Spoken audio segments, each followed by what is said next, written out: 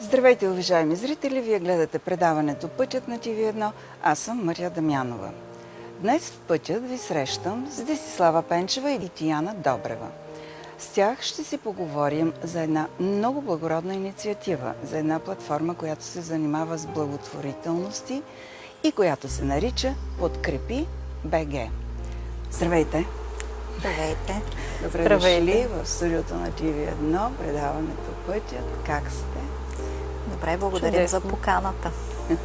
За мен е удоволствие. Ние имаме отношение към благотворителността и гледаме да показваме всички от тези хора, които се занимават с благотворителност. Били са ни на гости представители на акцията Капачки за бъдеще, за доброто, жълтите стотинки, гората БГ, така че добре дошли са сега и винаги представители на такива инициативи. Да. Може ли да разкажете по-мъничко за себе си и да се представите на нашите зрители?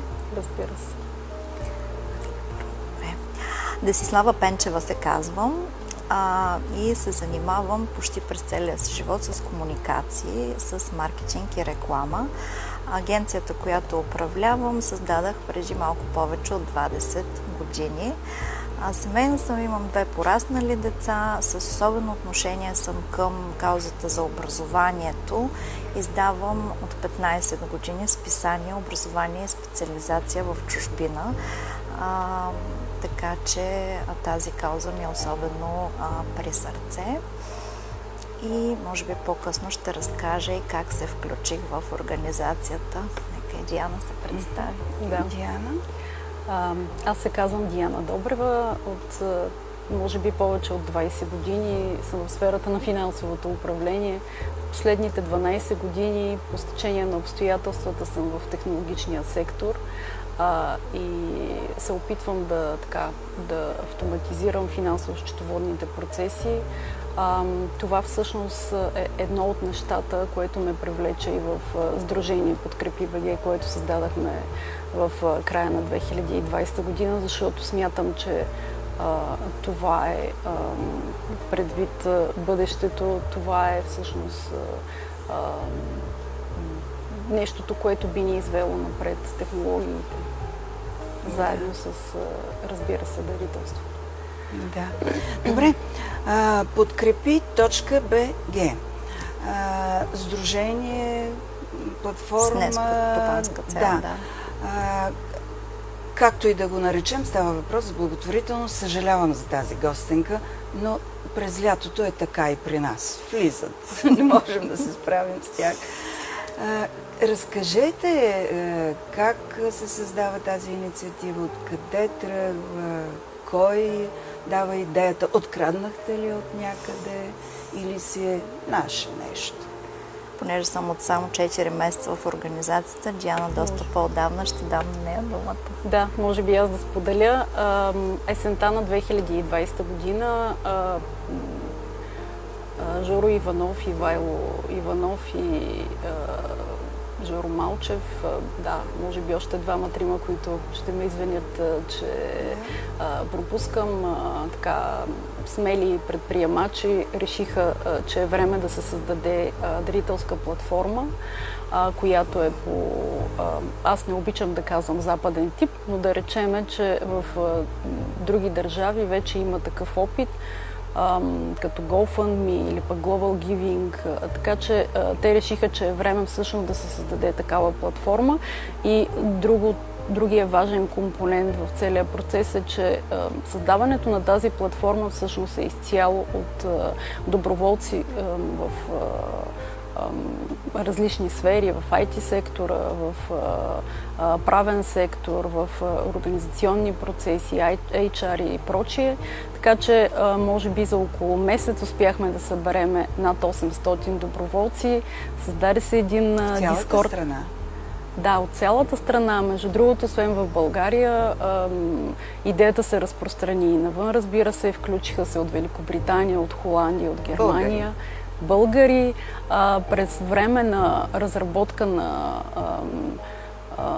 самата платформа, всъщност дори имахме доброволци от Япония и от Индия. Така че като цяло цялата тази група, която се включи в един Дискорд канал, се преподредихме според опит и интереси в различни екипи и от февруари създадахме сдружението, като, разбира се, неправителствена организация. Направихме над 1000 юзер сторита, по какъв начин всъщност ще подбираме кампаниите, как ще се случват нещата, така че да декларираме тази прозрачност, с която всъщност създадахме самото сдружение, защото прозрачността за нас е изключително важна и всичко, което в момента виждате на платформата Подкрепи БГ, това е всъщност продиктувано от основния ни принцип, именно прозрачността. Това включва, разбира се, и автоматизация на събиране на средствата. Работим освен с финансови институции като Stripe и с още едни наши партньори Iris Solutions, с които успяваме автоматично да прехвърлим абсолютно всички постъпления по кампаниите. Така че на момента да се виждат сумите, които са набрани по съответната кампания. Разбира се, трябваше да изчистим и процеса с това как ще се отчитат кампаниите, когато се изплатят средствата по въпросните кампании. Това беше един много емоционален и дълъг процес. Всички работихме в екип. Абсолютно всички активисти работихме в екип и беше изключително интересно, вдъхновяващо и мотивиращо. Почти не се познавахме един друг, сега сме, мога да кажа, приятели, но... Но как се събрахте? Как попаднахте вие там? Как се прави този екип така от непознати хора? Аз видях един пост във Фейсбук на Жоро Иванов, който всъщност стартира тази цялата кампания по създаване на платформата Подкрепи БГ и реших да се включа. Писах му и реших да се включа, тъй като все пак имах опит в технологична компания, това ми беше познато. От друга страна, с години назад съм се занимавала с доброволчество, дарителство и прочее, но някак си беше, така да кажа, на парче, не беше цялостно. И когато всъщност видях този пост, беше апел да се създаде група, която всъщност може да докаже, че чрез доброволен труд може да създадем нещо прекрасно, каквото се случи всъщност с Подкрепи БГ. Веднага се включих и от самото начало, аз съм човек, който стои на заден план по принцип, но от самото начало бях изключително активна. Да. Десислава, вие как попаднахте? Аз попаднах също благодарение на социалните медии. Те много помагат в тази сфера. От пост на мой колега и приятел Юлиан Калдерон, който е също един от хората, които от началото активно подкрепят каузата на Подкрепи БГ. И аз също изявих желание да се включа. Всъщност бях много приятно изненадана от това, че платформата Подкрепи БГ е изключително отворена за всеки. Там има място и за хора с по-голям опит, както сме ние, професионален, повече от 20 години, така и за млади хора, които са без опит, които всъщност пък мотивацията им да влязат е това да придобият опит, да натрупат CV и портфолио, защото много предизвикателни и интересни проекти и в IT сферата, и в сферата на маркетинга правят при нас. Нашата платформа е с отворен код. Това дава една пълна, безкомпромисна прозрачност и сигурност, както за дарителите да знаят, че средствата, които са отишли, отиват по предназначение, така и за управлението на тези дарения, което е изключително важно. Отворени сме и към доброволци. Например, в платформата Discord, където се провеждат и нашите срещи. Всички наши срещи се записват и всеки един, и вие можете да влезете и да чуете. Доброволците, които са при нас, са разделени на екипи. Имаме правен екип, имаме екип финанси, който ръководи Диана, имаме екип маркетинг, имаме различни екипи в сферата на IT, програмиране, user experience или потребителско преживяване, quality assurance или контрол на качеството и така нататък. Така че всъщност всеки е добре дошъл при нас да помогне с каквото може. И Подкрепи БГ не е просто една благотворителна дарителска платформа, една уникална общност, събрала хора, които изповядват еднакви ценности, а именно да подкрепят най-добрата инвестиция, инвестицията в доброто, инвестицията в хората. И ние сме изключително щастливи, че заедно променяме съдби.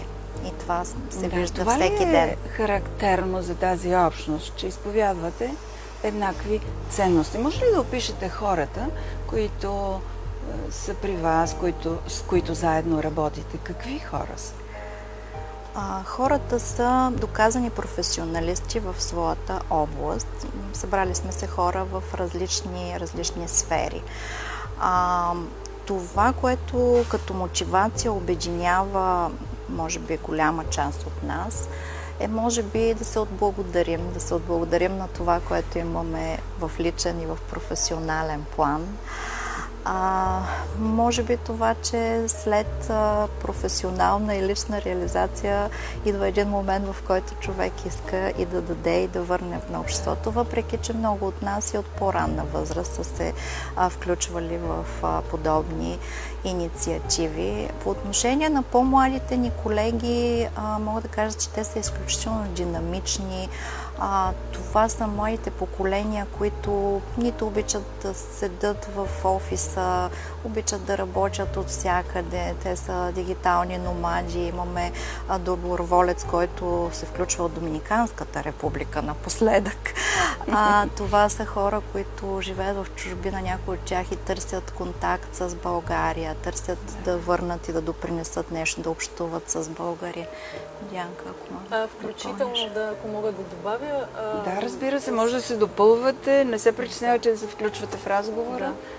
Благодаря.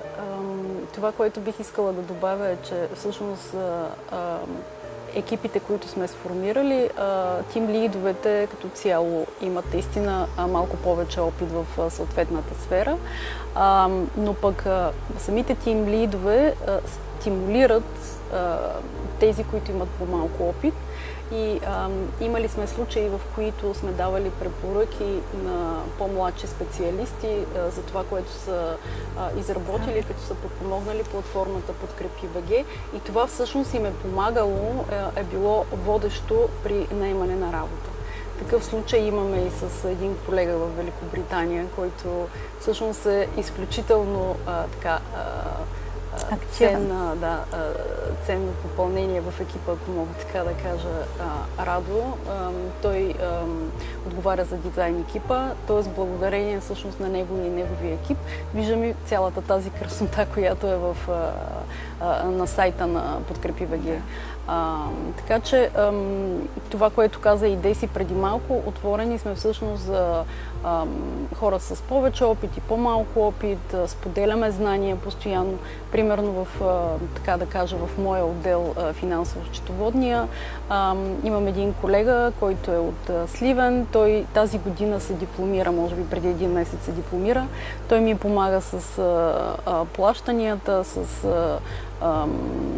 допълнителни счетоводни дейности, които се извършват.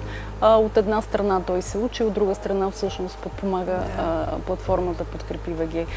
Така че много сме шарени, абсолютно всички, които сме вътре, но под някаква форма, как да кажа, има една хармония между нас. На срещите всяка сряда от 19 часа който реши е добре дошъл, разбира се, просто да слуша, да се запознае или просто да види докъде сме стигнали с развитието на платформата Подкрепи БГ, ще се забележи, че ние всъщност всеки отдел си дава апдейта, но пък от друга страна постоянно се шегуваме, говорим си така, наистина чисто по-приятелски. За нас е удоволствие, когато сме заедно. Добре да е, това е един постоянен ангажимент. Всяка сряда. Вие всеки четвъртък пък ходите на едно друго място. Да, вашите близки как реагират? Това отнема от времето ви за семейството, за приятелите, за най-близките хора? Да, е нещо много важно, което искам така да натърчим, е, че всичко това се прави абсолютно безвъзмезно. Всички доброволци в платформата не получават заплати. Да, клипчето, което изтече преди малко, там е подчертано, не че получават възнаграждения хората. И всъщност, да ви кажа честно, ние не го възприемаме като работа, защото това е кауза. Когато обичаш това, което правиш, ти всъщност емоционално получаваш много повече, отколкото даваш. Да, отделяме от времето си понякога по 5, по 10, може и повече часа на седмица. Не знам, може би, понеже сме инициативни хора, предприемачи повечето от нас и сме свикнали да работим повече от 8, 9, 10 часа на ден. И наистина не го възприемаме като работа. Но нещо друго, само да кажа, че една друга мотивация за някой от нас, и имаме такъв пример, даже днес ще се появи видео във Фейсбук страницата, може да погледнете, е за хора, които са прегряли, за хора, които са минали през бърнаут. Това е нещо, което организацията Подкрепи БГ и целият дух и екипа, хората, които сме вътре, са вадили хора от такива състояния. Реални примери има. Така че не знам, може би ползите и причините, мотивациите са доста различни за всеки един. Да, само искам да добавя, че освен срещата, която имаме всяка сряда, ние всяка седмица имаме срещи на различните екипи. Примерно екип кампании, в които се включвам и аз, имат в понеделник в 6 часа. Също е отворен. Абсолютно всички срещи се случват в канала Discord. Отворен е за абсолютно всички, записват се записите, после някой, ако реши, може, разбира се, да ги изслуша. Така че, освен тази среща, която ни е в сряда, нали, допълнителни дейности, екип маркетинг, между другото, са изключително активни, защото цялата маркетингова кампания в Фейсбук и Инстаграм излиза през тях. Деси всъщност беше активна в близките последния месец, за да успеем да създадем рекламните пана по билбордовете, които виждате в София. Отделно рекламата в метрото. Така че понякога се случва да ангажираме повече време, понякога по-малко. Честно казвам, моето семейство ме подкрепя. Абсолютно те знаят, че имам фиксирани часове, които аз дори в моята си работа, която е изключително ангажираща и постоянно в срещи, дори и там почти не се случва да правя компромиси, когато имам среща с колегите от Подкрепи БГ, защото смятам, че това е начинът, по който можем да създадем, нали, на този продукт и да създадем добро за хората, които наистина имат нужда. И лично мое мнение, аз си почивам по този начин. Всъщност, по този начин аз разтоварвам, когато съм свързана с Подкрепи БГ. Да. Понеже в социалните мрежи присъствате, нищо, че вие всъщност сте най-младата благотворителна структура в България. Или? Мога да кажа със сигурност. Защото капачките за доброто, жълтите стотинки, пък те са много отдавна. Гората БГ също. Те са по-назад във времето създадени, а вие само преди 2 години всъщност, и нещо. Платформата Подкрепи БГ е активна от август миналата година, така че от активизацията и даже няма и 1 година. Няма и 1 година, да. С 18 кампании, така че сте съвсем млади. А за кампаниите ще поговорим. Но искам нещо друго да ви питам. Добре, когато стартирахте, не се ли намери някой да каже, ари, бе, вие ли? как свиквате с негативните коментари, които сигурно срещате в социалните мрежи, които ползвате? По отношение на негативизма, основното оръжие, с което го борим, е абсолютно безкомпромисната и пълна прозрачност. И това е номер едно нещо, което налагаме, практикуваме и мисля, че това е най-добрият начин, по който да оборим някакви възможни критики. Аз се опитвам да се сетя, но до сега мисля, че никога не сме реагирали на някакви негативни коментари. Нашето мнение е, че всеки има място под слънцето, всеки един проект може да се реализира в зависимост от идеята и екипа, разбира се, защото екипа е в основата на всичко. Да, и ако няколко души съмишленици на едно място са се събрали и имат визия за съответния проект, без значение кой какво казва, кога се казва, това не би трябвало да спира който и да е. Да, от всъщност 2 години ние сдружението, от 1 година пуснахме кампаниите вече на платформата БГ. Изключително сме, млада, така да се каже, такъв тип организация. Пак казвам, колегите от маркетинга и колегите от кампании, между другото, са изключително ангажирани, така че там постоянно търсим доброволци. Истинско щастие, че Деси се включи преди няколко месеца, защото сега тепърва ние всъщност се развиваме и тепърва искаме да наложим нашите принципи, които проповядваме. И дали някой споделя нещо за нас или не, това по никакъв начин не ни спира, не ни демотивира или каквото и да било. Да, това е аз много исках хубаво, и нещо друго да обръщате внимание на подобни да кажа, че нямаме комисионни от даренията на хората или на организациите, които даряват при нас. Тоест, абсолютно цялото дарение, с изключение на някакви малки банкови такси, отива към съответния организатор. Не е възможно да го избегнете. За съжаление, банковите институции си вземат таксите. Така, за българската институция се опитахме да намалиме таксата, но примерно Stripe, те си имат фикси. Въпреки, че ние подадахме документите, те разгледаха нашия случай, видяха, че сме дарителска платформа, намалиха ни таксата, но все пак и те си имат някакви разходи. Но не могат да докарат до нула. Но това е описано на сайта. При всяко едно дарение, което се прави, е описано. Таксата се вижда колко е, когато дарителите решат да даряват. Пълна прозрачност имате. Абсолютна прозрачност. И всъщност точно заради това, защото няма комисионни за нас и заради това, че работим безвъзмездно, има, може би, не мога да отрека, че има един, може би, малък процент от хората, които се чудят и питат, ама как така, ама наистина ли безвъзмездно, ама как се издържате?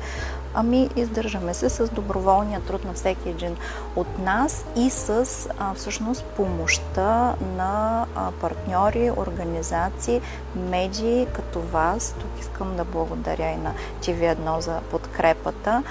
Това, което спомена Диана за всъщност външната реклама, която ни беше предоставена от Идея.com и метрото, рекламата, която може да видят софиянци, които се возят в метрото.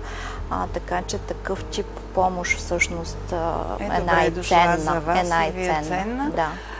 Аз преди малко казах, че ние имаме така отношение към подобни сдружения и гледаме да не пропуснем нито една подобна структура и каним хора като вас, защото това трябва да се разчува и трябва да е заразно.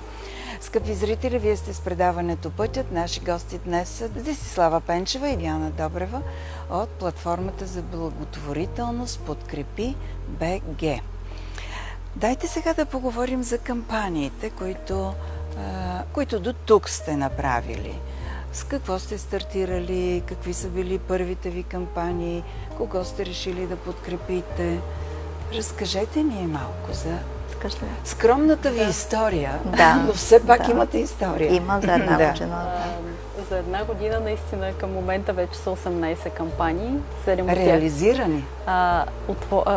кампании, които Които са приключили или които Не, са... кампании А, активни общо. и такива, Общо, които са да. приключили общо. Като 7 от тях са приключили. Първата ни кампания всъщност е за едно училище за деца с нарушено зрение във Варна. Те се свързаха, всъщност, може би трябва да започна в началото, когато избрахме да стартираме платформата Подкрепи БГ. Искахме да подберем кампании, които са от организатори, доказали се в обществото, така да се каже. Така че тук искам да благодаря и на Жоро Малчев, който ни посочи 2-3 кампании, свързани всъщност с директорите на съответните институции. Та така стигнахме до училището във Варна. Те имаха нужда от 18 000 лева, за да изградят стая за ерготерапия. Другата кампания, с която стартирахме, беше за Център Пулс, който се намира в Перник. И двете кампании бяха такъв тип кампании, които имат изключително силен социален елемент, защото те са различни по своята си същност, но от друга страна постоянно присъстват било то като вървиме по улиците или това, което чуваме по телевизора, нали, за насилието над жени и деца. Имало е случаи дори и с мъже, от това, което са ни разказвали от Център Пулс. Отделно, нали, децата, които с нарушено зрение, при тях изключително дълъг процес и внимание трябва на адаптиране и развитие, така че това ни бяха първите кампании. Между другото, за щастие, кампанията за училището във Варна, на деня на техния ден, който се празнува Международния ден, една дама затвори кампанията, преведи една така по-голяма сума и затвори кампанията. Даренията бяха, между другото, от 5 лева до 500-600 лева, с изключение, разбира се, на нейната сума.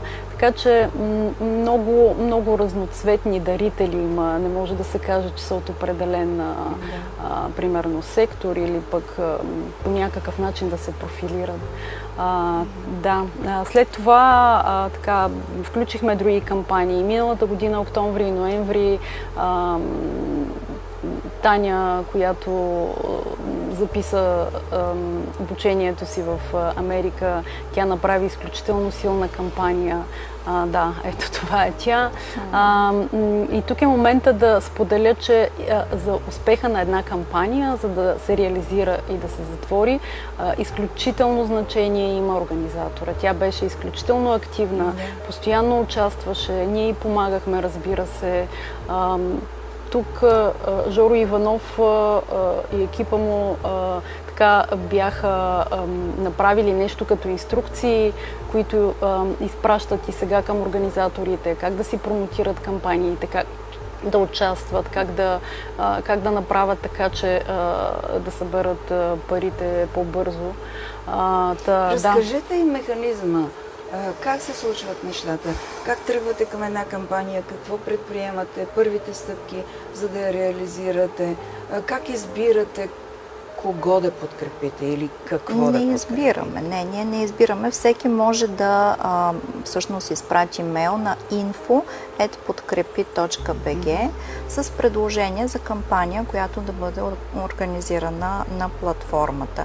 След което колеги от екип кампании се свързват с въпросния човек или въпросната организация и започва един процес на разговори и срещи, един процес на набиране на документация. Всъщност търси се заради въпросната безкомпромисна прозрачност, която няма да спра да повтарям, че е наше верою.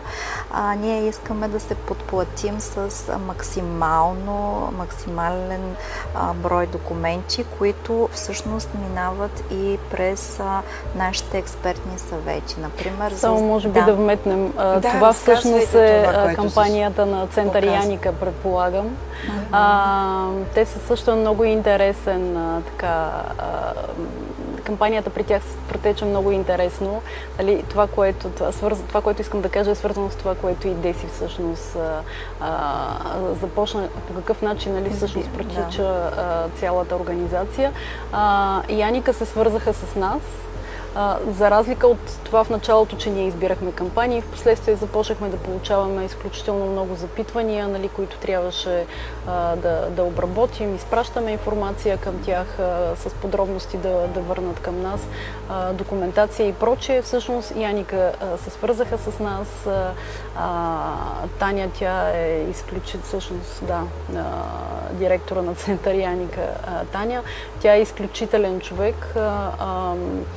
От години всъщност помага на тези дечица, но някакси това, което правят е чудесно, но някакси не успяваха конкретно да изчистят концепцията за самата кампания. Там се включихме всъщност от тяхна страна, счетоводителката, от наша страна екип кампании, аз, колежката Стани, която всъщност е адвоката. Успяхме да създадем една прекрасна кампания. Между другото, може би тук е момента да спомена, че всяка една кампания предпочитаме да си има гарант. Този гарант, той по-скоро промотира кампанията, нещо като така известните инфлуенсъри. Тези гаранти, те по никакъв начин, нали, нямат ангажимент да гарантират самото събиране на средствата. Те по-скоро са лица, известни лица в публичното пространство, които промотират, както казах преди малко, самата кампания. В случая беше Владимир Рампов граф. Да, беше Владимир Рампов графа, извинявам се, и Владина Цекова, която всъщност застана с личния си пример и така, впоследствие, след като си говорихме с Таня, създадаха много добри приятелства. Така, че, и казахме ли кампанията за какво е? Да, всъщност това беше важно. Да, започнах за самата организация, това, което като допълнение към Деси. Деца с увреден слух, на които им се поставят кохлеарни апарати и ние може би си мислим, или медицинската система в България си мисли, че с това се приключва тяхното лечение, но то съвсем не е така. Те им се поставят на ранна възраст и след това няколко години, докато започнат училищна възраст, те се учат всъщност как да общуват, след като имат тези кохлеарни апарати, да говорят, да четат и така нататък. Това е случай с този? Това е център Яника, да. Затова понякога при нас е и доста емоционално, защото освен да помогнеш на някой да сбъдне мечтата си, да стане първата жена космонавт, но чуваш и родител, който е казал, че е чул за първи път детето му да каже "Обичам те, мамо". Тук за какво става въпрос? Това е пак Таня, да. Татяна в Ембри Ридъл, а това е Самуил, който по нейн пример също затворихме наскоро неговата кампания. Отива да учи в този университет и неговата мечта от малък е да изследва космоса. Така че България започва да изпраща интересно космонавти. Той е изключително талантливо, много ни впечатли това момче, от Велико Търново е, освен че е спортист, пловец с много медали и в науката много добре развит, свири на кавал. Изключително скромно и симпатично семейство, от което получи много силна подкрепа. Неговия баща беше много активен в социалните мрежи. Нашия маркетингов екип отдели часове с тях за нещо като обучение и гайданс как да се случат нещата, и неговата кампания се затвори в рамките на 2-3 седмици, от което сме изключително горди и щастливи. Това може би е рекорд някакъв за сега. Своеобразен, може би, да. Тази кампания всъщност най-бързо се затвори, но както каза Деси, той беше изключително активен, както и семейството му. И каква беше сумата, която казвате ли? Сумите са на платформата обявени. Аз, ако не се лъжа, първоначална сума беше нещо от сорта на 90 и няколко хиляди, когато... За кого? За Самуил. За Самуил. А за Таня? Също. За Яника бяха около 23, ако не се лъжа. Всъщност, интересното тук е, че Да, може би прекъснах Деси за самата организация, как всъщност избираме кампании, но исках да споделя за Яника, за което извинявай.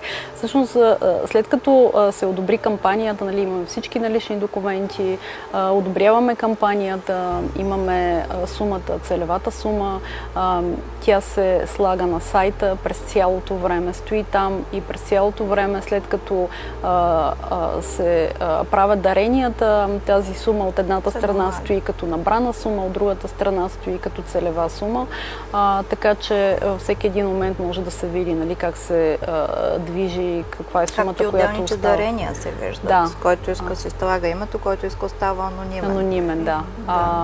И стимулираме по принцип организаторите, ако евентуално се събере сума над целевата, да опишат за какво ще се използва. Примерно за Татяна, там се събраха може би 6 или 7 хиляди лева отгоре. Там си беше описано, че ще бъде за самолетен билет, допълнителни разходи. Даже имахме запитвания, нали, след като сте затворили кампанията на Татяна, мога ли да преведа пари по банкова сметка. Разбира се, че ги приехме тези пари, след като на съответните дарители обяснихме, че може да се използват за самолетни билети и прочее, това, което Татяна ни беше казала. Много е важно да кажем, че пак част от прозрачността имаме пълна отчетност на похарчените средства. Тези отчети по кампании за какво са похарчени средствата също могат да бъдат намерени на сайт. Видят, да, във вашия сайт. Да. Както и много подробно описани кампании с много референции за образователните кампании. Има писма от университетите за прием с отпуснатите стипендии и така нататък. Разбира се, част от нашите организатори биват подкрепени. Например, Самуил беше подкрепен от община Велико Търново. Тогава тези пари идват по друг начин в техните банкови сметки, не чрез платформата Подкрепи БГ. Тогава се намаля таргетната сума и съответно тя остава по-малка. А иначе по отношение на селекция, както казах, няма такава и критерии за селекция, коя кампания става и може да бъде качена на платформата Подкрепи БГ, но заради изискванията да се покажат много детайлни документи, не само епикриза от преди няколко години, ами скорошни мнения на доктори и така нататък. За съжаление се случва така, че някои от хората, които искат да организират кампания при нас, просто отпадат поради тази причина или поради причина, че след това не могат да осигурят, още в началото става ясно, че няма да могат да осигурят пълната прозрачност и отчетност на похарчените средства, което за нас е изключително важно. Да. Добре, как хората научават за вас? Само сайта и социалните мрежи? Споменахте, че имате билбордове вече отскоро, из София отскоро, което вие вид дарение, дариха ни, дариха ни безвъзмездно позициите. В интерес на истината заплащаме си с наши собствени средства. Част от нас помагат за това. За печата на самите винили, така че това не е безвъзмездно. Значи, първоначално някак може да каже също абсолютно вайрал ефект чрез постове на самите част от нас в социалните медии.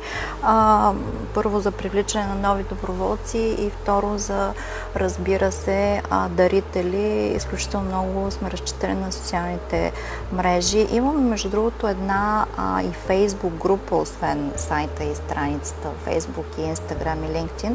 Фейсбук групата ни се казва Подкрепи БГ и приятели.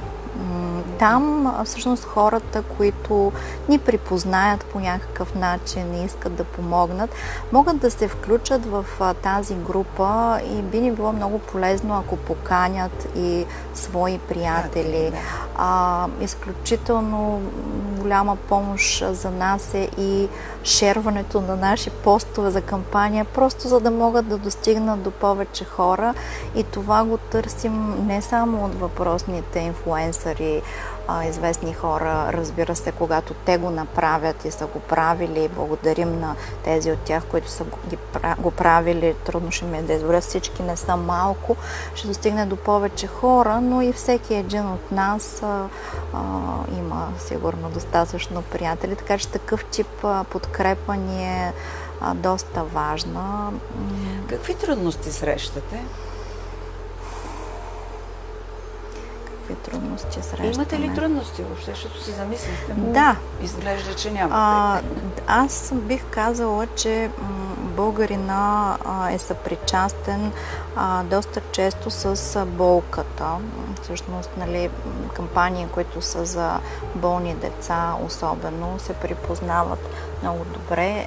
Ние се опитваме да организираме и позитивни кампании за образование или кампании в помощ на социално слаби прослойки или хора в неравностойно положение, като аутисти, като център за подпомагане на хора, които са пострадали от домашно насилие, или за подпомагане на семейства, които изпитват трудност да отглеждат децата си и като превенция те да не им бъдат отнети и да трябва да се наложи да бъдат в домове изпратени. Така че трудността, която срещаме, може би е, че има едни наболели проблеми в обществото, за които много се говори.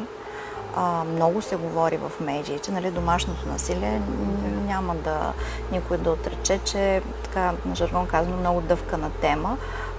И може би поради тая причина хората си мислят, че да, то е изговорено, проблемът е решен, всичко е ясно. Не е така. И на такъв тип кампании малко по-трудно откликват. Да, примерно Център Пулс, те са по този начин, там грижата е ежедневна, те постоянно се сблъскват. Това не е кампания, която да се събере целева сума за... Това е Център за насилие. Да, Център за насилие, Пулс в Перник. За подкрепа на хората. Не е нещо, което е конкретно и фиксирано, а това е един дълъг процес.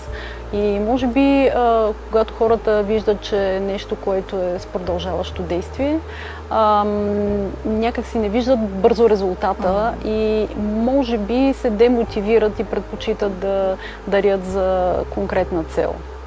Тази цел също е конкретна, но е продължаваща във време. Дълго време, през което се случват нещата. Да, Работилница Ела, примерно. Те имат страхотен проект тук до Горна Малина в село Стъргел.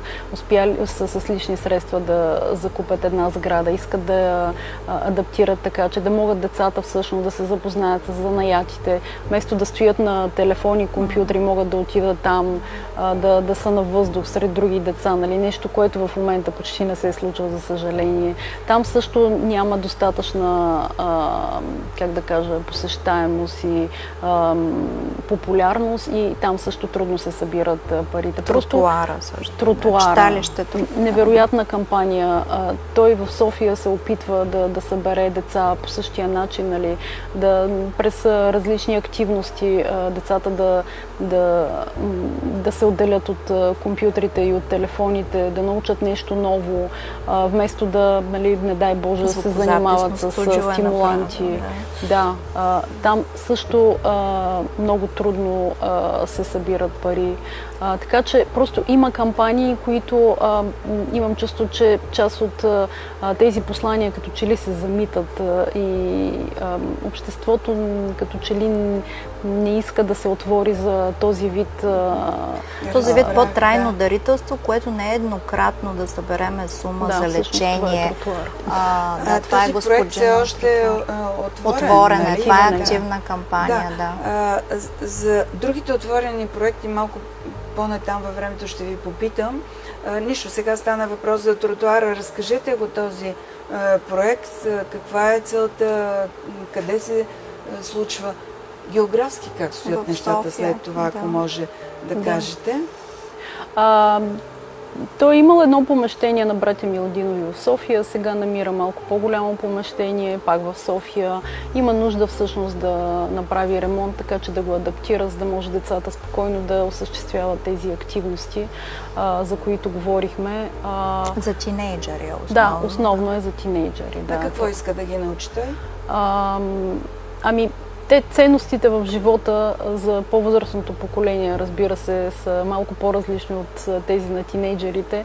Идеята тук е по-скоро да създаде общност, децата да се приобщят, да излязат от игралните зали с компютрите, да започнат с някакви активности, които всъщност ги ангажират. Ето това е звукозаписното студио, което всъщност спомена Дейси. Да се учат, тук някъде видях, мисля, че хранителни продукти, да се научат така, силно казано занаяти, но да се научат на такива основни дейности, които биха им помогнали по-скоро да се развият в обществото, вместо да...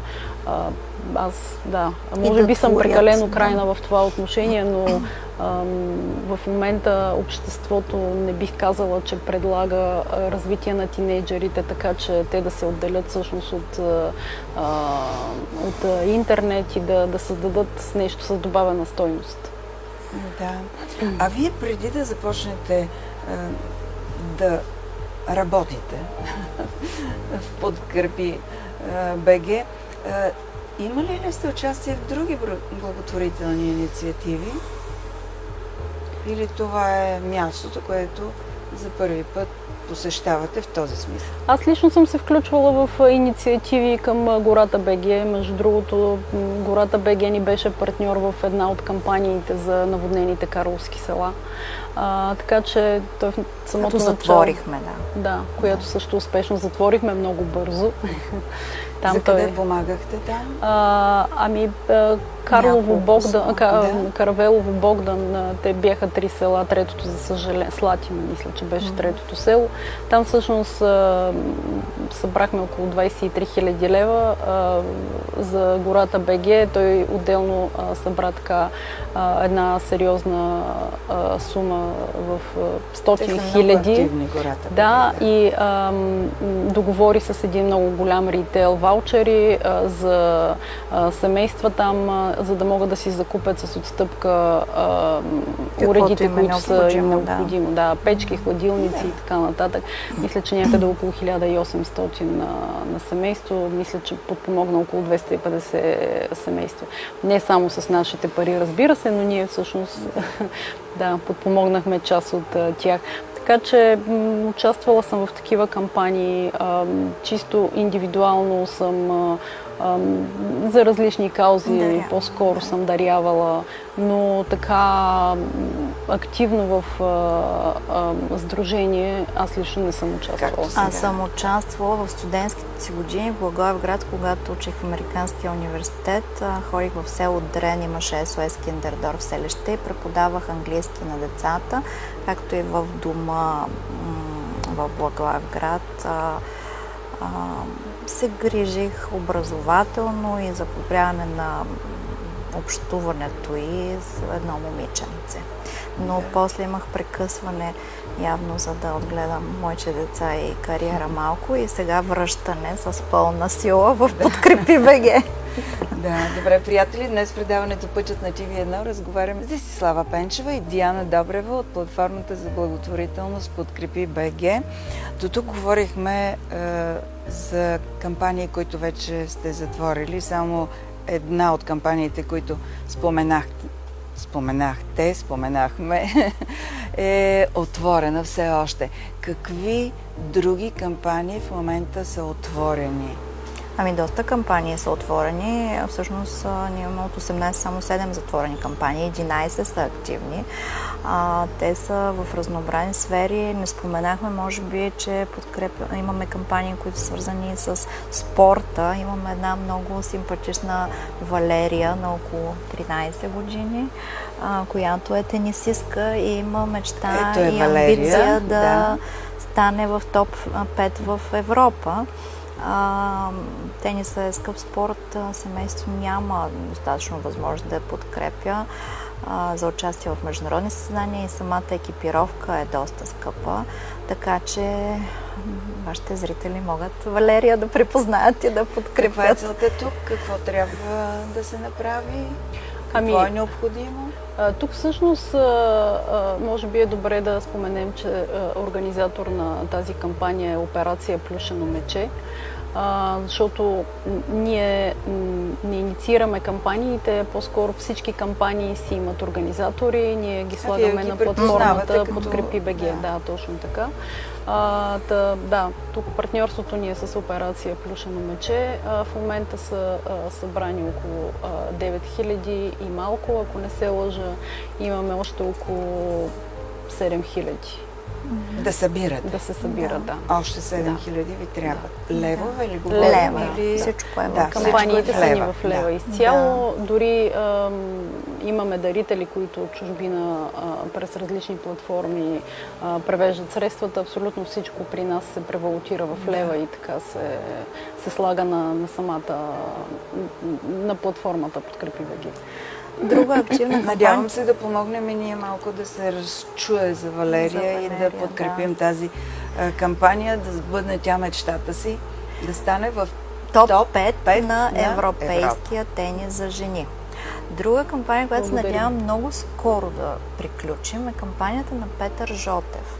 Това е един зрелостник от Софийската математическа гимназия, изключително симпатичен младеж, който 3 пъти поред печели златен медал на Международната олимпиада по биология. Буквално миналата седмица се върна с третия си медал от Обединените арабски емирства. Петър е приет в Тринити Коледж, Кембридж. Дадена му е стипендия, защото питат ни определени Петър? хора. Да. Това е Петър. Защо не е получил стипендия, щом е толкова добър? Защото Кембридж не дава пълни стипендии, особено след Брекзит, след като Великобритания излезе от Европейския съюз. Неговото семейство е осигурило около половината от сумата. Останалите почти на финалната права сме да се съберат. И тук искам да благодаря Какво на още е всички за необходимо? подкрепата. Може би не повече от 20 000 лева. Да. 20 000 лева се Да. търсят още, за да Още може за Петър, Петър да сбъдне своята мечта и да отиде в Кембридж. Тук в този ред на мисли искам да кажа, че физическите лица, индивидуалните дарители са много важни, корпоративните, юридическите лица не по-малко, но всъщност за обикновения човек не се изисква да дари много, защото хиляди хора дарили по-малко правят по-голямата разлика, отколкото няколко големи корпоративни дарения.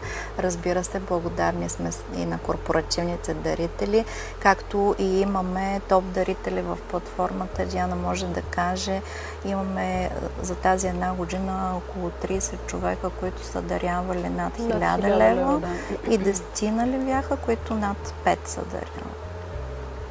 Нещо такова. Между 5 и 10. Въпрос на възможности. Важно Така е е. повече хора Така е. да участват. Да, аз може би само да допълня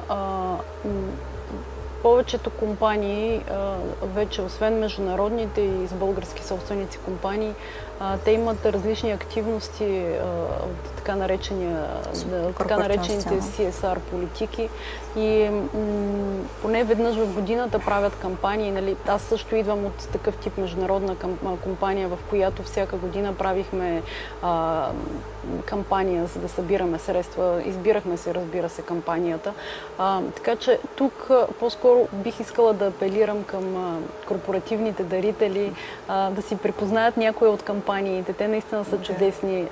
Примерно DreamX, може би преди 2 или 3 седмици бяха събрали пари от служителите си и силно казано събрали, нали, това е през такива придобивки и дариха за Вила Аутистика.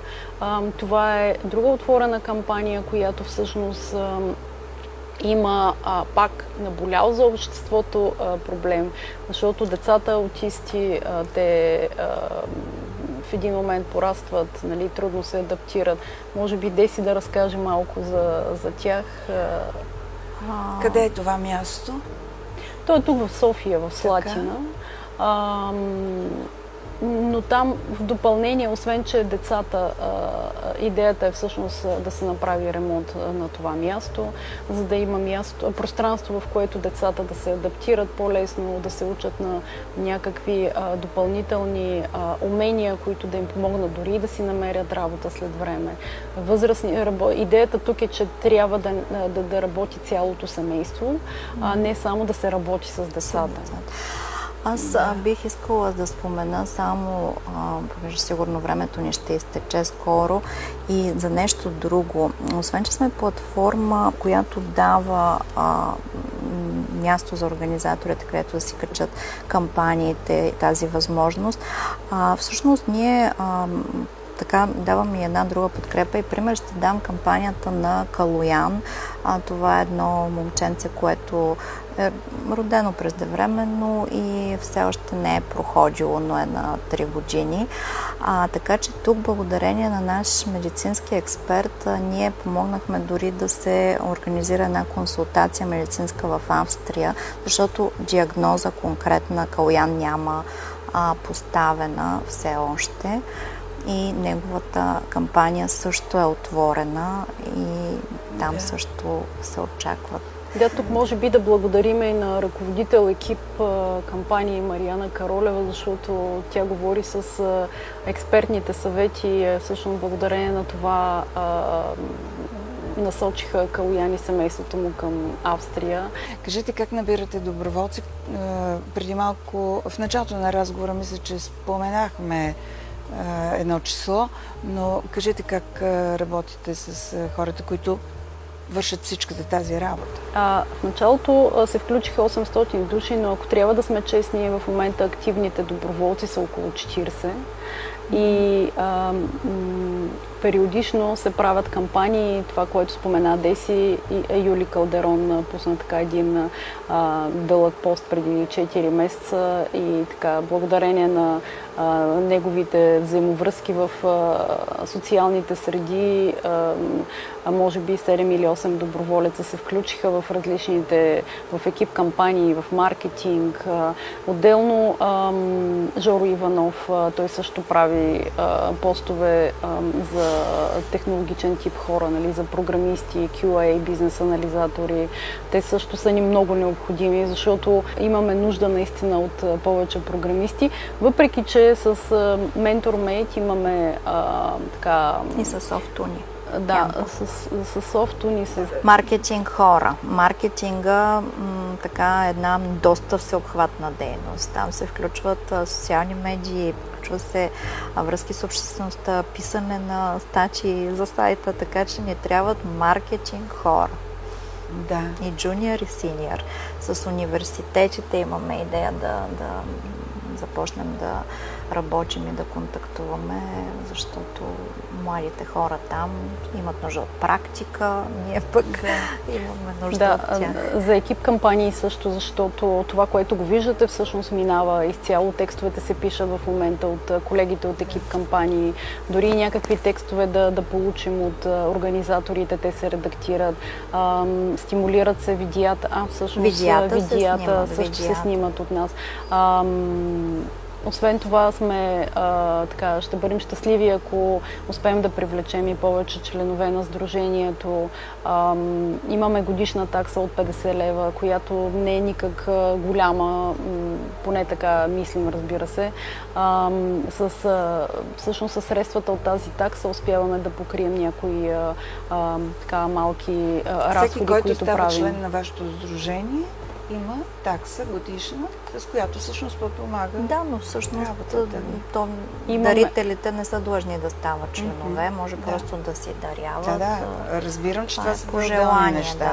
Да. Всъщност имаме членове на сдружението и доброволци. Да. Не е казано, че ако някой е доброволец, става член, който има желание се включва като член. Всъщност от членовете избираме управителен съвет, в който в момента са 9 души.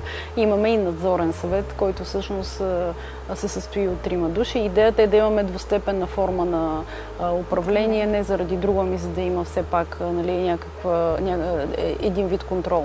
Но трябва да кажем, че иерархия и директори няма. Всъщност решенията се вземат от всички. Да, добре. Ако се сещате последно нещо да кажете, от което имате нужда, сега е момента, защото ще приключвам. Апелираме към доброволци и корпоративни дарители. Добре. Аз много ви благодаря за финал на предаването. Съм подготвила една притча. Това е любимата ми притча. Винаги, когато говорим за благотворителност и за добри инициативи, не пропускам да кажа нея. Притча за морската звезда.